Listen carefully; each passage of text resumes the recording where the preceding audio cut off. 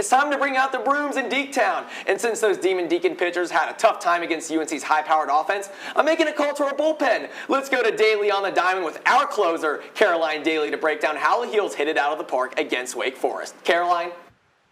Joshua, the Diamond Heels are one of the hottest teams in college baseball right now. And against Wake Forest, they were led by the three-headed monster of Casey Cook, Parks Harbor, and Luke Stevenson. They did a great job hitting a variety of pitches over the wall. The first game was Casey let him Cook's game, hitting 2 of the team's 4 home runs. On this 3-2 count, Cook capitalizes on this fastball down the middle and crushes this ball to deep center field for the early 1-0 lead.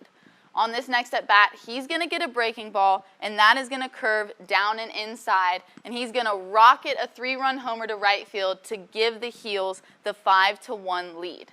Then in the second game, it was Parks Harbor's game.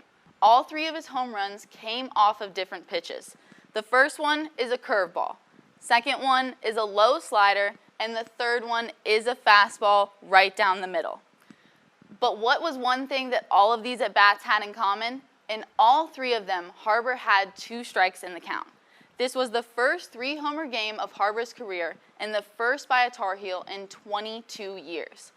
But when the game was on the line, it was catcher Luke Stevenson who stepped up to the plate and delivered.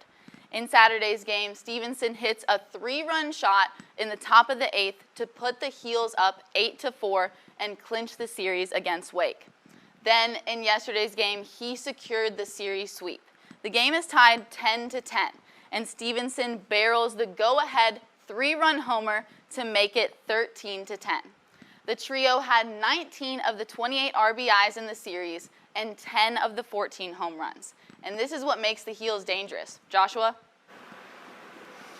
Caroline, the Heels were whipping up a masterpiece at the plate, and the pitchers were serving up some strikes on the mound as well. Who were the pitchers who really stood out to you to contain Wake's offense? Joshua, on Friday, Folger Boaz earned his first ACC win, striking out 5 in 5 2/3 innings pitched. Then on Sunday, Matthew Mateus earned his NCAA leading 11th win in his 2 innings pitched. Looks like those 2 were the main chefs in the kitchen this weekend. 3 W's were on the menu, and that's exactly what Scott Forbes ordered. Hopefully they can keep that same recipe going into this week. Thanks, Caroline.